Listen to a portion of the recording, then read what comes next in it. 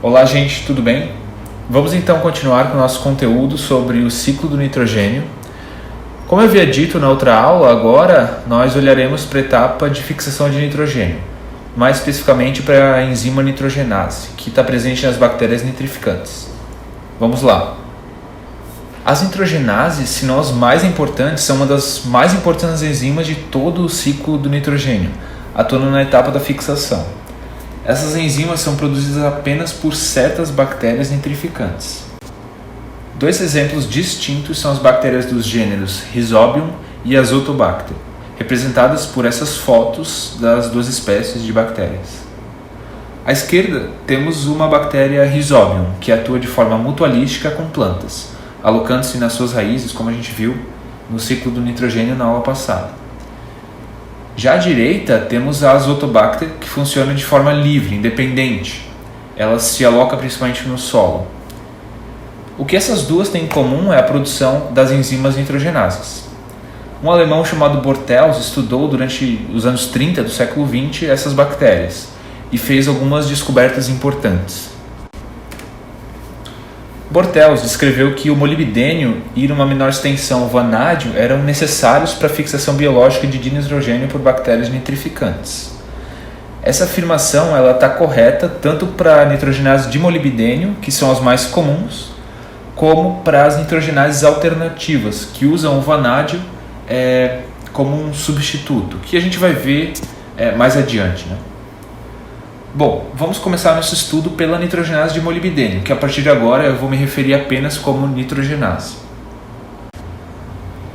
Essa então é uma imagem construída da estrutura da nitrogenase, retirada de uma página do PDB, que é o Protein Data Bank, que seria tipo o banco de dados de proteínas, né? Aliás, para essa aula e para as próximas, a gente vai utilizar muito das ferramentas do PDB durante as nossas discussões aqui. Então, essa proteína ela é constituída por duas metaloproteínas, que é a ferroproteína, que são as partes representadas nos tons de verde, e também a molibdênio-ferroproteína, que é representada em violeta e lilás.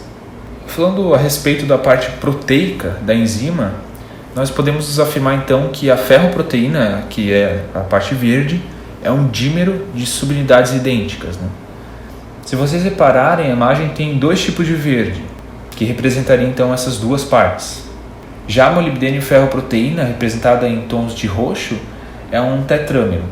Ela é representada por duas partes em violeta e as outras duas partes em lilás, nessa imagem aqui.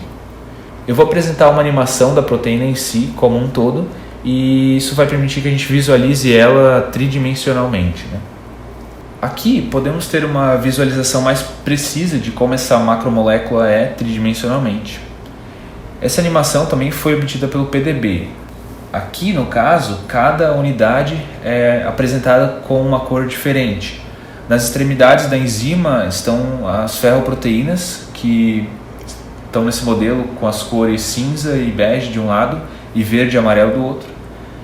Enquanto que a molibdênio-ferroproteína, que é o tetrâmero, ele constitui o centro da enzima, né? Está com cada unidade representada com as cores violeta, rosa, pink, ocre e verde água ali, né?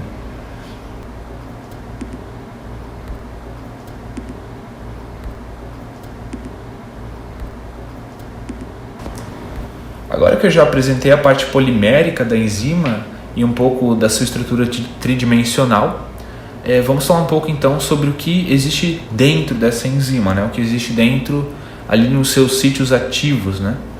Aqui tem a mesma imagem utilizada anteriormente, eu só inverti ela de horizontal para vertical, né? Começando então pela ferroproteína. Quando ampliamos aqui a parte da ferroproteína, podemos ver que cada uma das duas unidades dela possui um sítio ativo com nucleotídeos dentro, né? Um deles é o ADP, que é a adenosina difosfato, e o outro lado com ATP, que é a adenosina trifosfato. Cada uma dessas moléculas elas estão ali interagindo, estão coordenando com um átomo de magnésio, que são essas duas esferas verdes aqui. Além disso, as duas unidades proteicas elas estão conectadas covalentemente por um agregado que na sua composição ele contém 4 ferros e 4 enxofres. Essa então é uma imagem da estrutura desse agregado de ferro e enxofre, que ele é denominado cluster, né? O cluster de ferro e enxofre. Repare que cada ferro dessa estrutura está coordenado tetraedricamente com ligantes de enxofre, sendo que um deles, do ponto de vista dos ferros, né, ele é advindo de resíduos de cisteína da parte proteica, ou seja, no caso são 4 resíduos. Né? Eu também preparei uma animação 3D dessa estrutura no PDB para a gente conseguir visualizar ela melhor. Né? Aqui nós temos então os enxofres representados em amarelo e os átomos de ferro representados em ocre. As 4 perninhas, entre aspas, né, dessa estrutura, elas são então os resíduos de cisteína que eu citei, que justamente conectam as 2 cadeias proteicas da ferroproteína. Então, isso é o que faz com que essas 2 unidades sejam unidas covalentemente. É esse cluster de ferro e enxofre.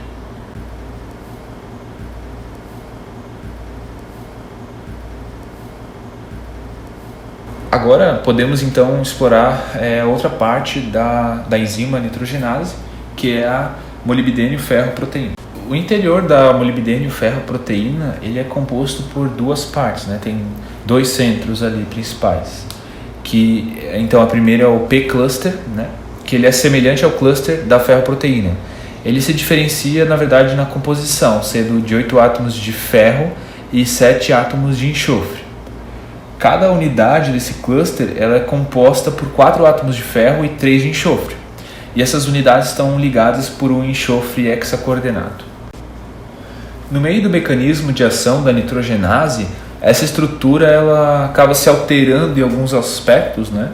Mas isso será melhor tratado na nossa próxima aula. Tá? Aqui está então a animação dessa estrutura, já com uma conformação diferente, né?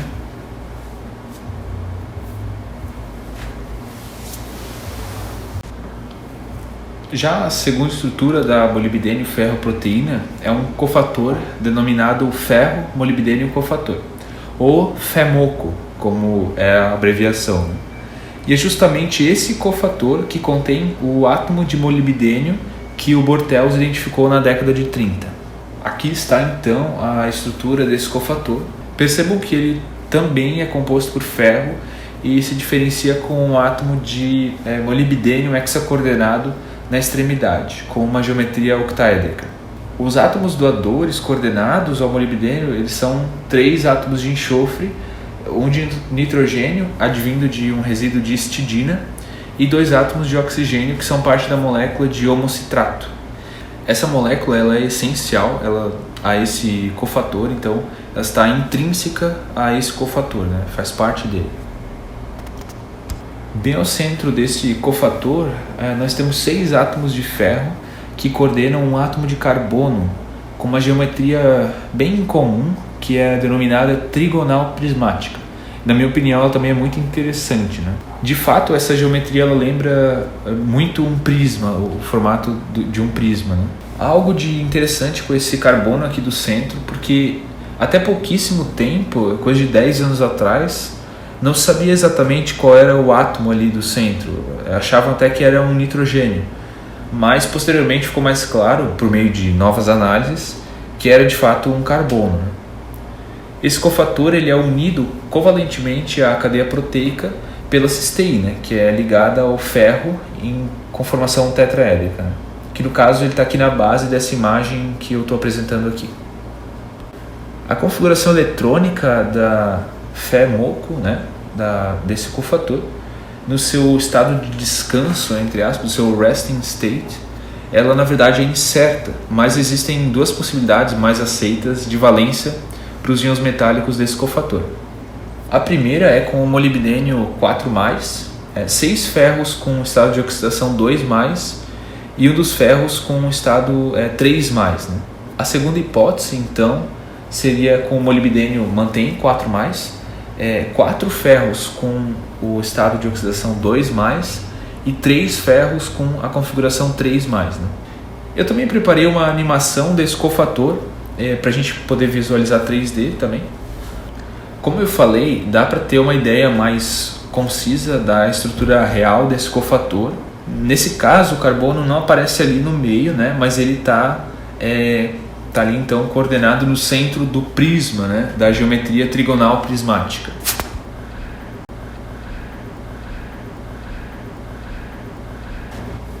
Bom, com essas informações agora, nós podemos olhar a estrutura inteira com mais clareza, né?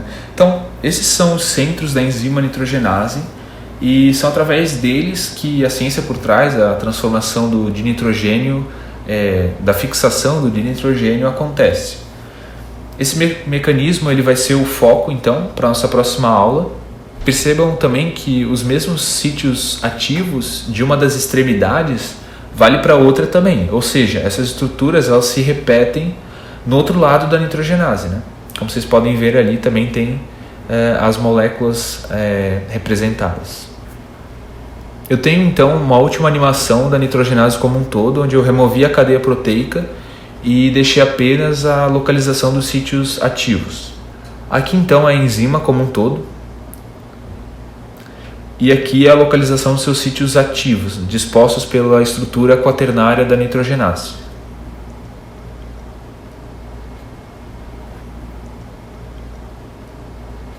Falamos até agora então sobre a nitrogenase de molibdênio, que é a mais comum e que ocorre nos organismos em condições normais. Mas e quando o ambiente não fornece os materiais necessários, como o próprio átomo de molibdênio? É nesse caso que entram as nitrogenases alternativas, que são a forma como certos organismos evoluíram para superar esse problema, né? Esse fato ele foi descoberto na década de 80, quando alguns pesquisadores encontraram certas bactérias que fixam o nitrogênio em ambientes deficientes em molibdênio. Essas bactérias então utilizam nitrogenases que substituem o molibdênio por outros metais, como a nitrogenase de vanádio e ferro e a nitrogenase de ferro. Nós ainda não temos a estrutura exata da nitrogenase de ferro, mas existem algumas propostas, como nós veremos. A estrutura quaternária da nitrogenase de vanádio é hexamérica, diferente da nitrogenase de molibdênio, que é composta por 4 partes, né? As extremidades dessa enzima também contam com a ferroproteína, com seus centros de ADP e ATP, e também com aquele cluster de ferro e enxofre. Os sítios ativos da vanádio ferroproteína são semelhantes aos da molibdênio ferroproteína, com exceção do cofator VCO, né? Então, cofator de ferro e vanádio. Vocês então podem ver aqui pela imagem à direita que são pequenas as diferenças entre os cofatores, né? Entre o cofator de ferro vanádio ou cofator de ferro molibdênio, mas essas diferenças elas são significantes, né? No caso da nitrogenase de vanádio, as enzimas substituem o molibdênio por vanádio e também tem a substituição de um enxofre por um ânion carbonato no seu cofator, né? Já para a nitrogenase de ferro, como eu falei, não tem uma estrutura definida, a estrutura é incerta. Propõe-se então que o molibdênio ele é substituído por um átomo de ferro e, pelo que se sabe até agora, mantém o resto do cofator. Eu separei mais uma última animação para a gente, do cofator então o cofator da enzima de ferro e vanádio, né? Para a gente poder visualizar melhor. Aqui está então a estrutura de forma mais visível, né, com as mudanças mais perceptíveis. A gente vê que, de fato, ali no lugar de um enxofre tem o ânion carbonato, né, e substituindo o molibdênio a gente tem o átomo de vanádio.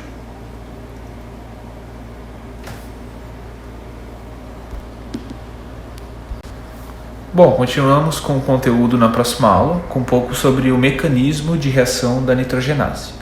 Até logo!